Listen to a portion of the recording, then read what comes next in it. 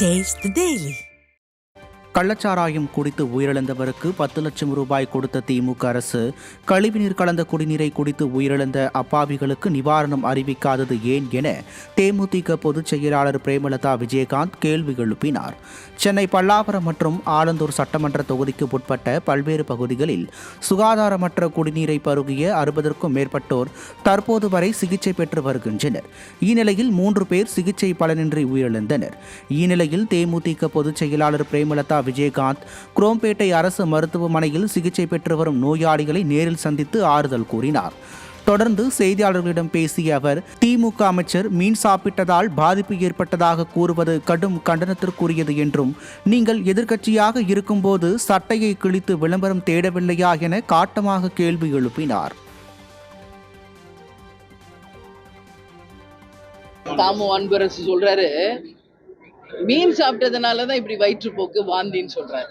இது எப்படி இருக்குதுன்னா, முழு பூசணிக்காய சோத்துல மறைக்கிற கதை தான் இது. இப்போ எல்லாம் ஒரு பேஷண்ட் விடாம ஒவ்வொருத்தர்கிட்டையும் நான் பேசிட்டு வரேன். அவங்க எல்லாருமே சொல்றது என்னன்னா, யாருமே நாங்க மீன் சாப்பிடவே கிடையாது, தண்ணி குடிச்சதுனால மட்டும்தான் எங்களுக்கு இந்த மாதிரி நடந்திருக்குன்றத ஒட்டு மொத்தமா எல்லாம் சொல்றாங்க. அதுல ஒருத்தர் இறந்து போன பேர் மோகனரங்கம் சொல்லி இறந்து போயிட்டாரு. அவர் பியூர் வெஜிடேரியனா. அப்ப அவர் எப்படி இறக்குறாரு? அப்போ மீன் சாப்பிட்டதுனால அப்படின்னு சொல்லி மக்கள் மேல திசை திருப்ப கூடாது. ஒரு அமைச்சர் எதிர்கட்சியா 10 வருஷம் இருந்தப்ப சட்டையை கிழிச்சுட்டு விளம்பர அரசியல் பண்ணலையா? நீங்க எதுவுமே நடக்காதப்ப என்னன்னா நீங்கெல்லாம் பேசுறீங்க. இன்னைக்கு உங்க ஆட்சியில அது நடக்கிறப்ப ஏற்றுக்குங்க, மறைக்காதீங்க. மக்களுக்கு நிச்சயமாக நிவாரண உதவிகளும் அந்த மருந்து மாத்திரை கொடுத்து அவங்கள காப்பாத்துற வழியை பார்க்கணும்.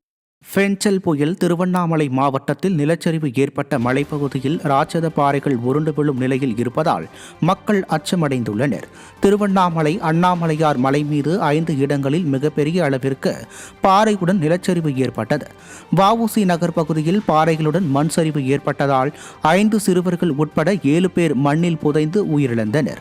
தற்போது கார்த்திகை தீப திருவிழா தொடங்கியுள்ள நிலையில் மலைப்பகுதியில் பல்வேறு இடங்களில் மண் சரிவு ஏற்பட்டு அப்பகுதி மிகவும் அபாயகரமாக உள்ளது. நிர்வாக திறனற்ற ஸ்டாலின் அரசு அபாயகரமாக உள்ள பாறைகளை கண்டு கொள்ளாமல் இருப்பது பொதுமக்கள் இடையே அதிருப்தியை ஏற்படுத்தியுள்ளது.